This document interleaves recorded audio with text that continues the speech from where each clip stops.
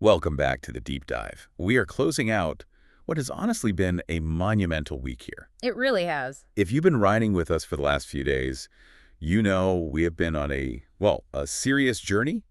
We've been navigating through the history, the heartbreak, and the heartbeat of Rutherford County. Mm-hmm. This is the capstone of our Black History Month series for this week. And today feels different. We are shifting gears in a major way. That's right. It does feel different. We've spent a lot of time this week, Monday through Thursday, looking at the present, or at least the very recent past. Right, the stuff that's happening now. Exactly. We've been looking at the fruit on the tree, so to speak. We've analyzed the current leadership, the community heroes active right now, the people making headlines today. But today, we are putting the ladders away, and we are grabbing shovels. We are going down to the roots. I love that imagery. And the theme for this specific deep dive is Foundations of Excellence. We're looking at the pioneers. The absolute bedrock. The individuals whose work essentially created that bedrock for the community as it exists today. And I have to say, looking at the research stack you've put together for today, these aren't just names in a dusty archive. These are powerhouse figures. Oh, absolutely. These are the people who, if you really look closely, you can see their fingerprints on literally everything happening in the county right now. They really are. And it's crucial to frame this correctly for everyone listening. When we talk about pioneers in a local history context, I think sometimes people, their eyes glaze over a bit. Sure, you think of old sepia photos. Exactly. They expect a list of dates. They expect stiff portraits of people looking very serious in black and white. They expect a list of buildings that maybe don't even exist anymore. But the three people we are discussing today, Dr. James Robert Patterson, Willie McGowan, and Mary Ellen Vaughn, they were revolutionaries. Revolutionaries is a strong word. It is, and I use it intentionally. They were revolutionaries in their own quiet and sometimes not so quiet ways. You have to remember, they were operating in a time that was actively hostile to their success. Right. They weren't just swimming upstream, they were swimming up a waterfall. It was an environment designed to make them fail. And yet, they didn't just survive, they built institutions. They carved out spaces of excellence where none were supposed to exist. It's a synthesis of a broader series, right? This is a Jack Diggs production, and the goal here is always to connect the dots. We aren't just looking at isolated biographies. We're trying to understand how a community gets built. Yeah. It's not just bricks and mortar, it's people. Yeah. So before we get into the weeds, what is our specific mission today? If you listening right now walk away with one thing, what should it be? Our mission is to unpack the lives of these three pillars to understand the mechanics of community building. We want to understand not just what they did, because a list of accomplishments is easy to read on Wikipedia, but we want to understand how they did it and what it cost them. What it cost them, yeah. Because these aren't just historical footnotes. Without Dr. Patterson, Willie McGowan, and Mary Ellen Vaughn, the landscape of education, civic life, and public memory in Rutherford County would look completely different. They made everything else possible. They cleared the path that others are walking on today. And we have some surprising facts to get through. I was reading the news last night, and I literally did a double take more than once. Yeah. We're talking about a black dentist with an Ivy League education in the 1920s. Wow. Just pause and think about the statistical probability of that. We're talking about a grassroots movement to save a massive building, literally brick by brick. By hand. Hand labor to save history. And a woman who is a nurse, a journalist, and a civic teacher all at the same time. A true Renaissance woman. It's an incredible lineup. It really challenges our assumptions about what was possible in that era. We tend to think of the early 20th century in the South as a time of pure oppression, and make no mistake, it was. But it was also a time of incredible agency, resistance, and sophisticated strategy. So before we fire up the time machine and go back to the early 1900s, let's do a little week in review. The source material talks about the mandate of series continuity. Sounds very official. It sounds very official, like a directive from Starfleet. Why is that important for us here? It is a bit formal, isn't it? But the concept is vital. It's the idea that history is a chain. You can't understand the link you're holding unless you see the one it's connected to. Okay. We have to see these stories as a lineage of excellence. If we just parachute in and talk about Dr. Patterson without understanding who came after him or who he influenced, we miss the point. We have to see the flow of time. So let's recap the links we've forged so far this week. We started Monday with education. Monday seems like a long time ago, but that was a critical critical deep dive. Right. We looked at the Scales family and Holloway High School. These were the educators and community builders who really set the standard for academic excellence and resilience. They established the foundational idea that education was the key to liberation. The intellectual infrastructure, you call it. Yeah. That's it. When we talk about the Scales family, we're talking about the intellectual infrastructure of the community. They weren't just teaching math and reading, they were teaching dignity. They were teaching self-worth. And then we moved to heroes and mentors on Tuesday. That was a heavy hitter of a deep dive. It was. That was about the moral fiber of the community. We talked about Jerry Anderson, the hero of the Stones River who gave his life to save others. I mean, a true example of selfless sacrifice, the ultimate price.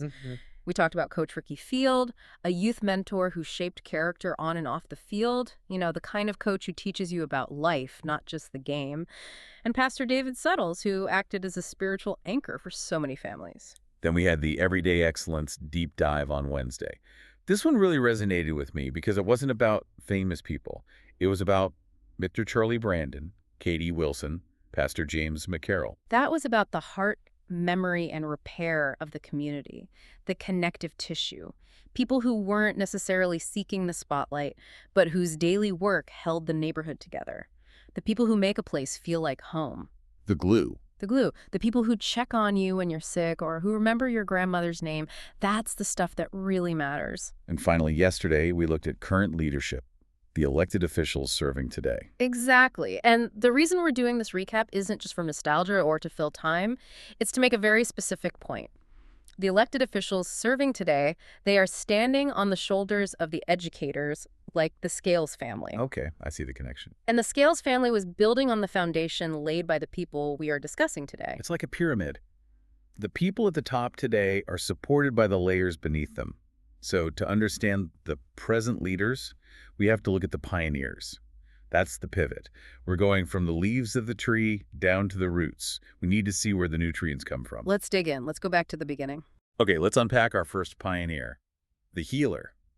Dr. James Robert Patterson. Just the name sounds distinguished. Dr. James Robert Patterson. A fascinating figure and a man of incredible contrasts and depth. If you were casting a movie about a local hero, this is the character you'd write. So let's start with the basics. Born around 1887 in North Carolina, that puts him right in the post-Reconstruction era. A difficult time to be born black in the South. Extremely difficult. I mean, you can't overstate it. The promises of Reconstruction were fading. Jim Crow laws were hardening like concrete. And violence was common. It was a time of intense suppression. And yet, look at his trajectory. He serves as a World War I veteran. Right, which is a whole story in itself. Yeah. He goes overseas, serves his country, a country that doesn't even grant him full citizenship rights at home, and sees the world. That experience often changed men of that generation. So? Well, it gave them a broader perspective on what they were capable of and what the world looked like outside the segregated South. You see a country like France, where black soldiers were often treated with more respect than they were at home. It plants a seed. It shows you that the way things are isn't the way they have to be. But here is where it gets really interesting. His education. I looked at his trajectory and I thought, wait, in the 1910s and 20s, how does this happen? It is staggering. It really is. You have to contextualize this. We were talking about the Jim Crow era. The barriers to higher education for a black man were immense. Financial barriers. Most families were sharecroppers or laborers. No family wealth to fall back on. None. Social barriers. You couldn't just walk onto any campus. And, of course, legal barriers. And yet, look at his resume. He studies at Shaw University. HBCU, right. That's right. An HBCU in Raleigh, North Carolina, one of the oldest and most respected. That alone puts him in the elite. Getting a college degree in that era was a monumental achievement for anyone, but for a black man from the South, it was almost unheard of. Then he moves on to dental training. Yes, at Meharry Medical College, graduating in 1924. Meharry, of course, being one of the premier institutions for black medical professionals in Nashville. Just getting into Meharry was an achievement. Graduating was a triumph. And Meharry was basically creating the entire healthcare system for black America. It was. They were producing the doctors and dentists who would serve black America when white hospitals wouldn't. They were a lifeline. So to be a Meharry man, that carried enormous weight and responsibility. But he didn't stop there. And this is the part that I think really sets him apart. This is the detail that makes you realize this guy was operating on a different level. No. And this is the detail that really stands out to me, too. This is the wow factor, as you said. He pursued additional coursework at Columbia University. An Ivy League school. New York, sir. In the 1920s. Exactly. I mean, just picture it. A black man from North Carolina, a veteran, a graduate of an HBCU and Meharry, traveling to New York City to study at Columbia. This speaks to a level of drive and intellectual curiosity that is just off the charts. He wasn't satisfied. He wasn't satisfied with just being qualified. He wanted to be exceptional. He wanted to bring the absolute best, most modern training back to his community. Imagine the culture shock, going from the segregated South to New York, navigating those elite academic circles, likely being one of the only black faces in the room, and holding his own. You have to wonder what that was like. Was he welcomed? Was it isolating? We don't have a lot of detail on his personal experience there, but you have to assume it was incredibly challenging. But he did it. He got the training, he absorbed the knowledge, and then instead of staying in New York or going to a big city like Chicago where maybe he could have made a lot of money or lived a slightly freer life, what does he do? He comes to Murfreesboro. He comes to Murfreesboro. He brings that Ivy League expertise, that world-class training right back home. He plants himself in the community. That choice right there tells you everything you need to know about his character. He opened a dental practice in his home on South University Street. Now, I have a dentist I like, but I don't think he's opening his house to me. It was a different time. It was, and it was also out of necessity. You have to remember, office space for black professionals was limited or non-existent in downtown business districts due to segregation. They couldn't just rent a suite on the main square. So the home becomes the office. Right. But operating out of the home created a very different dynamic between doctor and patient. It wasn't a sterile corporate environment. It was community-based healthcare. In the most literal sense. You were going to Dr. Patterson's house, you were walking into his living space. It breaks down barriers. And the sources highlight the heart behind the skill.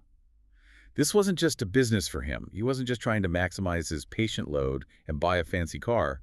Talk to me about his work with children. This is where you see the character of the man. This is what makes him a legend. He provided free dental care to students at Bradley Elementary, The main school for black children. the only school for black children in town at that time, grades 1 through 8.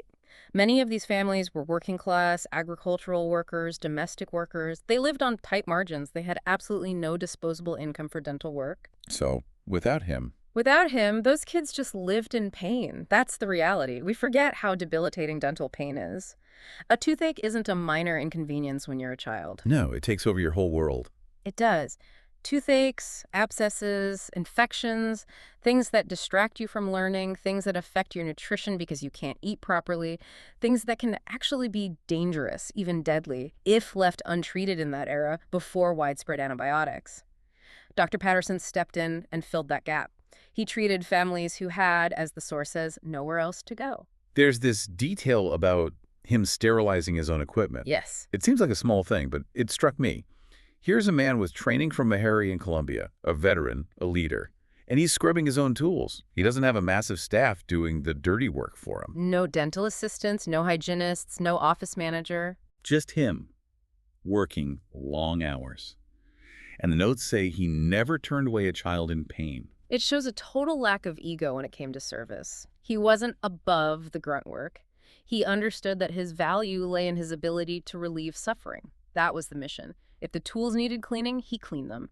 If a child was crying after hours, he stayed late. That's dedication. It's the definition of a servant leader. Absolutely. He didn't see himself as a king sitting on a throne of credentials. He saw himself as a caretaker for his community's health. And he didn't just stay in the dentist chair. He wasn't just a clinician. He was a major civic leader as well. He was. This is another one of those connections Mary Ellen Vaughn would later make too.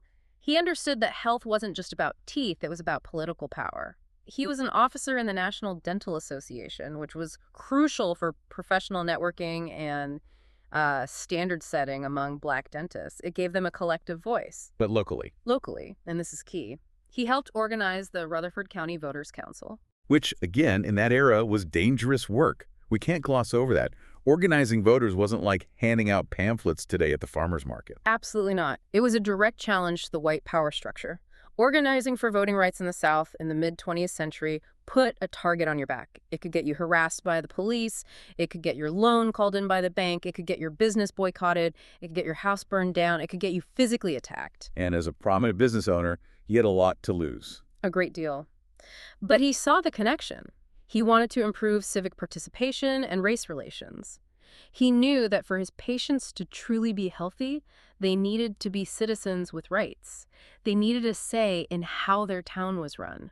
You can fix a man's tooth, but if he can't vote for paved roads and clean water in his neighborhood, is he really well? That is a profound connection. It's holistic medicine on a community scale. That's a great way to put it. He practiced for over 40 years. That is a lifetime of service. That's treating the children and then treating their children. It is. Imagine the trust that was built over that time. He wasn't just a dentist. He was Dr. Patterson, a pillar. Think about the generations of smiles he saved. Think about the relief he provided. And today we have the Patterson Park Community Center. A fitting tribute, a physical monument to a man who was a pillar of the community. It's a center of activity, of health, of gathering, exactly the things Dr. Patterson stood for. It's not named after a politician or a distant donor. It's named after a man who served. So when you drive by Patterson Park, don't just think of it as a gym or a meeting place. Think of Dr. Patterson, the healer, the veteran, the civic leader. Think of the man scrubbing his tools late at night so a kid wouldn't be in pain the next day. That's his legacy. It's in the brick and mortar of that center, and it's in the health of the community he served. It really grounds the name in reality. It gives it weight. Okay, let's move to our second pioneer. We've had the healer. Now we have the keeper of memory, Willie McGowan. This is a different kind of story. This is a story about the fight against erasure. This is about knowing who you are by knowing where you've been. The central symbol here is Bradley Academy. We mentioned it briefly with Dr. Patterson, as that's where the kids he treated went to school. But let's look at the building itself. Founded in 1811, that's almost as old as the country. Yes, 1811. It's incredibly old. It has layers and layers of history. It was originally a school for white boys, actually. But its most important chapter began in 1884, when it became a school for black children. So for almost a century. For nearly a century, it was described as the beating heart of black education in Murfreesboro. It was the place where the community formed its identity. It was where the teachers, like the Scales family we mentioned earlier, did their work. It was the hub, the center of the universe for black Murfreesboro. But then we hit the 1970s. And this is a story we see in so many cities across America. Urban renewal, integration, shifting demographics. Unfortunately, yes. It's a complicated legacy. Integration happens, which is good in principle, but often the implementation meant that black institutions were closed and the students were moved to white schools. The burden of integration was often placed on the black community. And the historic black schools were just left behind. They were. Population shift, new schools are built on the edge of town, and these historic institutions in the center of town are often seen as obsolete. By the 70s, Bradley Academy was abandoned. It was falling apart, windows broken, roof leaking, pigeons roosting inside. And it was scheduled for demolition. They were going to tear it down, just flatten it, and turn it into, what? Yeah. A parking lot, a generic office building. Likely. Just another casualty of progress. They were going to wipe it off the map. And if you wipe the building off the map, it becomes very easy to forget what happened there. Out of sight, out of mind. Exactly. If the physical evidence is gone, the story becomes a rumor. The history becomes intangible. And this is where Willie McGowan enters the picture. He wasn't having it. He absolutely refused to let that history be erased. This is the definition of the resistance in our outline. McGowan understood something profound. That if you lose the building, you start to lose the memory. He saw the value in the bricks themselves. Those weren't just bricks, they were witnesses. So what did he do? He didn't just write a polite letter to the editor and hope for the best. No, this was not a passive resistance. He mobilized, he started a grassroots movement. He rallied former students who had fond memories of the place, people who had been shaped within those walls. He tapped into the emotional connection. He had to. He got the teachers involved. He went to the civic groups, the churches, the elders of the community, the people who understood what that building represented. He founded the Bradley Academy Historical Association. He created an organization, an institution, specifically to save this other institution. There's a personal anecdote in the source material from his grandson. Yes, describing McGowan working early mornings and late nights on this project. This wasn't a hobby. This wasn't something he did when he had a spare hour on a Sunday. This was a crusade. It took a personal toll. It had to. He was pouring his own energy, his own time, probably his own money into this. He was physically working to save the structure, but he was also doing the political work, the organizing, the fundraising. He was relentless. Why? Why go to such lengths for an old building? Some people would say, it's just a building, let it go, build something new. Because, as we often discuss, preserving history is an act of resistance. If you allow the physical evidence of your community's excellence to be bulldozed, it becomes much easier for the wider world to forget you were ever there. It becomes easier to say, oh, there was no significant Black history here. It's a form of gaslighting almost. It is.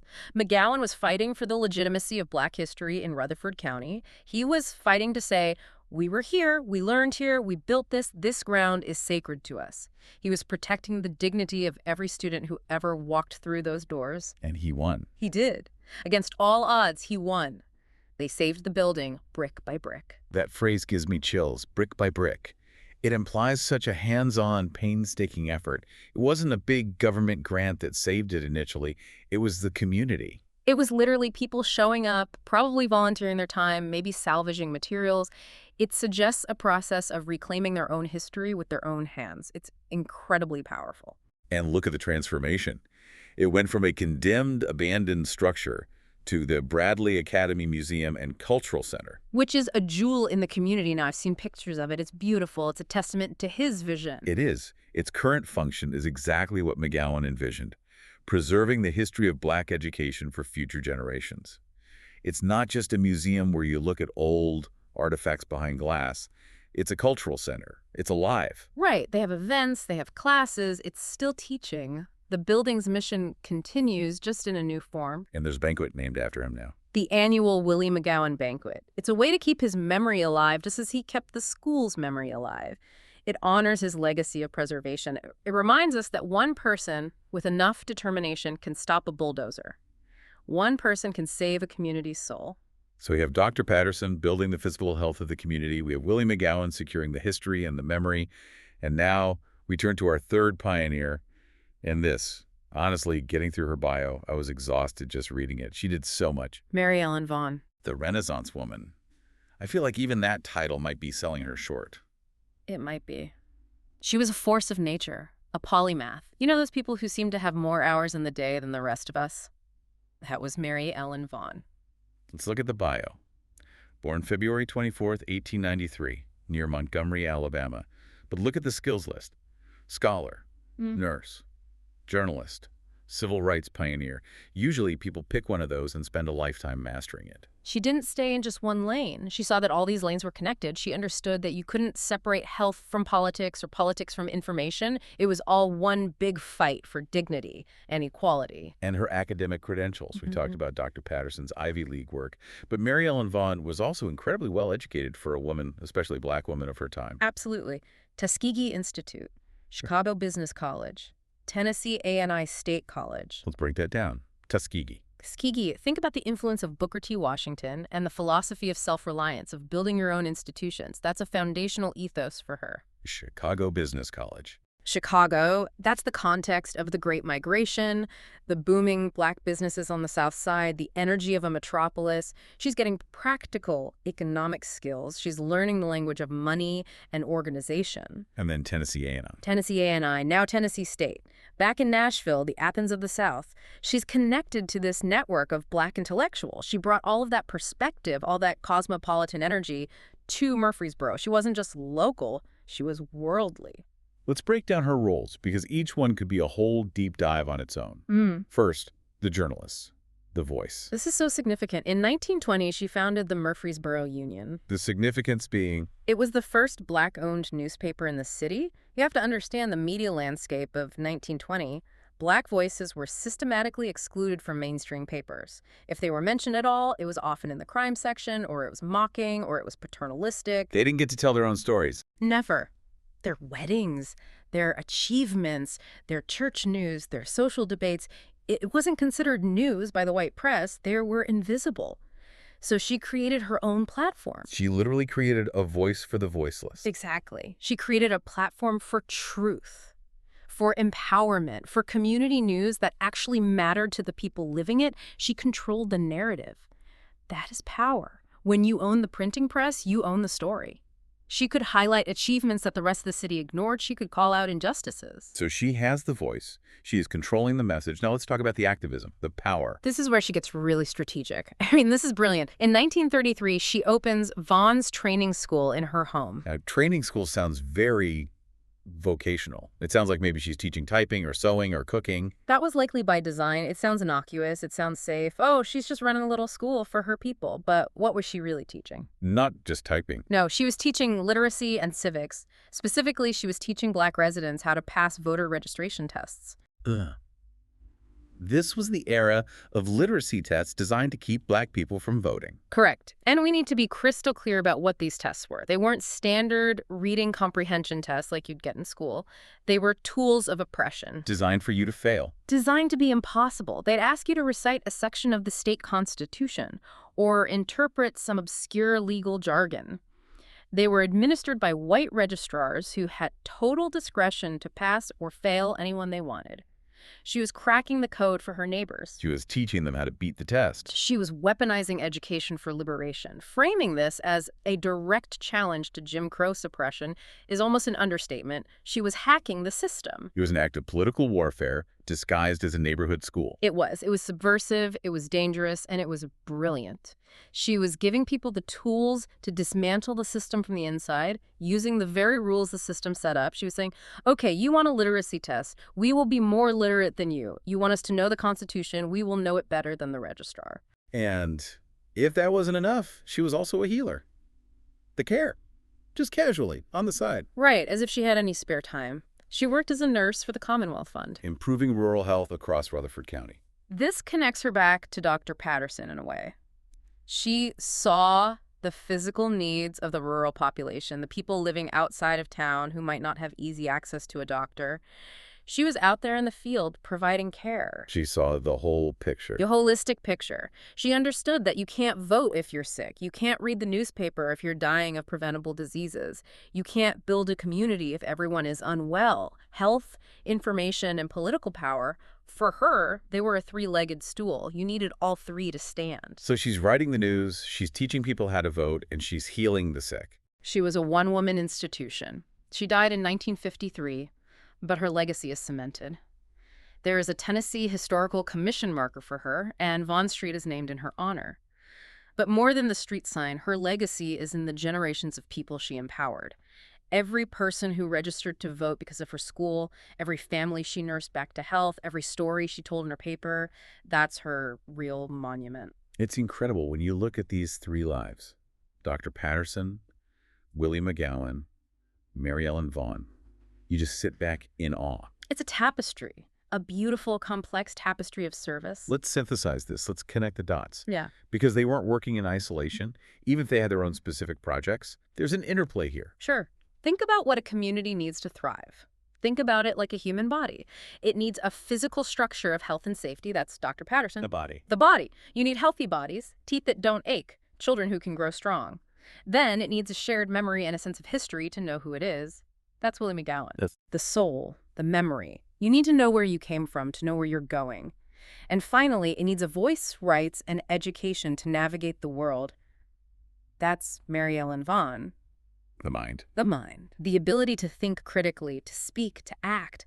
Patterson built the body, McGowan preserved the soul, and Vaughn sharpened the mind. It's like they were coordinating. Even if they were just doing their own thing, they were all addressing a fundamental need. Well, they were responding to the same pressures. They were building a world within a world. They created a self-sustaining ecosystem of excellence because the outside world wouldn't provide it for them. Right. They couldn't rely on the white hospital or the white newspaper or the white historical society, so they built their own. And they didn't just build cheap knockoffs, they built them with excellence. Ivy League excellence, journalistic excellence, grassroots excellence, that's the key. And the source material makes a great point here. It says that Black excellence isn't just history, it's happening right now. That's the key takeaway for me. That's the whole point of this deep dive.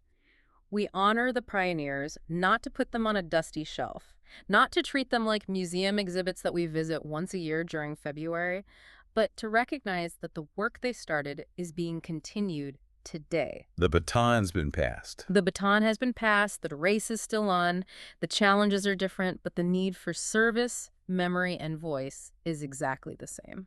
Which brings us to the community engagement part of the show. We've been talking about the Everyday Heroes initiative. Yes. This is where we turn the microphone over to you, the listener. We want you to stop and think. We've told you about the pioneers, we've told you about the titans of the past. Now we want you to look around. Who are the pioneers in your life right now? Who represents excellence in your neighborhood, Hmm. your school, your church, your workplace? Maybe it's a teacher who stays late to help a kid who is struggling, just like the Scales family. Maybe it's a nurse who goes the extra mile and checks on elderly patients on her way home, like Mary Ellen Vaughn. It could be a neighborhood organizer fighting for a new stop sign. Exactly. It could be a local historian or a librarian keeping your local stories alive, like Willie McGowan. Or maybe it's just someone who mows the lawn for the elderly neighbor and never asks for a thing. It's about that spirit of service. We want those names. We want to amplify them. We want to give them their flowers while they can still smell them. So here is the call to action. You can send your nominations to Jack Deggs. You can do that via Facebook, or you can email him. The email is flyrod02@gmail.com. That's FLYROD02@gmail.com. Include a short summary of why they are a hero, what do they do, why do they matter to you and your community. And we'll be featuring these community submissions later in the month. It's a chance to put a spotlight on the people who are doing the work today, just like Patterson, McGowan, and Vaughn did back then. It's about recognizing that history is being made right now on your street. It's about keeping that chain of continuity going, recognizing that we are all part of that lineage. You don't have to be famous to be a pioneer. You just have to be faithful to the work. That's beautifully put. Faithful to the work. As we wrap up this deep dive and this first week of the series, I'm struck by the resilience. I'm struck by the creativity and the sheer audacity of these three people. It is the defining characteristic to look at an oppressive system and not just survive it, but to build something beautiful and lasting right in the middle of it. That's incredible. We've uncovered names, we've amplified stories, and we've celebrated this foundations of excellence. And remember, these stories are the blueprint. If you want to know how to build a better community tomorrow, look at what these three did yesterday. Service, memory, voice. It's all there. The instructions are right in front of us. That is the mission. Uncovering, amplifying, celebrating. This has been a deep dive into the lives of the pioneers of Rutherford County. A Jack Diggs production. Indeed. These stories, Patterson, McGowan, Vaughn, they are the bedrock. They are the foundation. And we are just getting started. We have so much more to cover in this Black History Month series. There's so much more to uncover. Join us again on Monday as we continue this journey. But until then, here's something to think about. We talk about how these three built the foundations of their community. It makes you wonder, what foundations are we laying right now in 2026? When people look back at our time 100 years from now, what will they say we built? And maybe more importantly, what will they say we saved? Relation to all of us. Until next time, keep digging. Stay curious.